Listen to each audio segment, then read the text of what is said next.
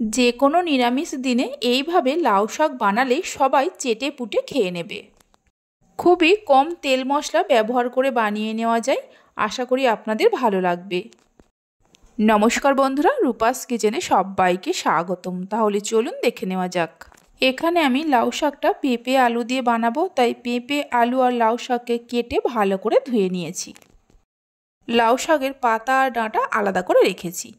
এবার গ্যাসের ওপর একটা কড়া বসিয়ে কড়ার মধ্যে 2 চামচের মতো সর্ষের তেল দিয়ে তেলের মধ্যে 2টো শুকনো লঙ্কাকে 2 টুকরো করে নিয়ে দিয়ে দেব, একটা তেজপাতাকে 2 টুকরো করে নিয়ে দিয়ে দেব, আর অল্প করে কালো জিরে দিয়ে দেব। ফোড়নটাকে হালকা করে ভেজে নেব। ফোড়নে থেকে সুন্দর গন্ধ বেরোতে শুরু করলে কেটে রাখা আলু, পেঁপে আর লাউ শাকের ডাঁটা দিয়ে হালকা করে ভেজে নেব। সবজি ভাজা হতে হতে ততক্ষণে একটা মশলা তৈরি করে নেব। তার জন্য মিক্সির জারের মধ্যে দিয়ে দেব 3 চামচের মতো পোস্ত। পোস্তর পরিমাণটা আপনারা চাইলে আরেকটু বেশি করেও দিতে পারেন।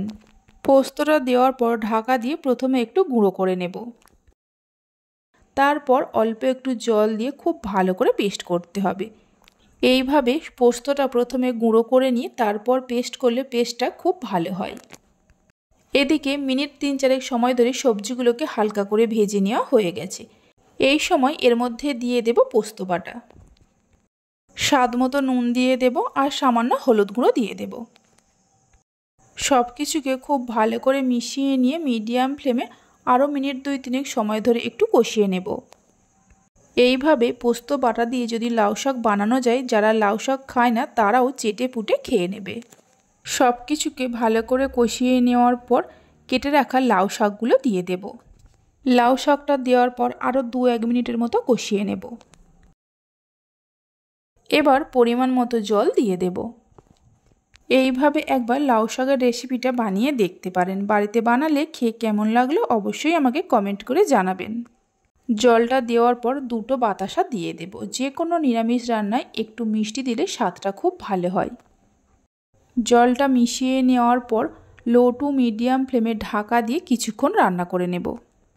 প্রায় 10-12 মিনিট রান্না করে নেওয়ার পর ঢাকা খুলে একটু নাড়াচাড়া করে নেব আর দেখে নেব আলু পেঁপে সেদ্ধ হয়েছে কিনা।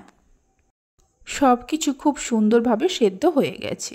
লাউ শাকের মধ্যে অনেকটাই জল আছে, তাই মিডিয়াম ফ্লেমে আরও মিনিট 2-3 সময় ধরে রান্না করে নেব।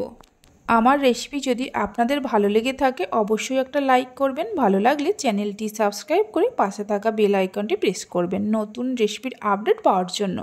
2-3 মিনিট রান্না করে নেওয়ার পর 2টো চেরা কাঁচা লঙ্কা দিয়ে দেব আর 1 চামচ সর্ষের তেল দিয়ে দেব।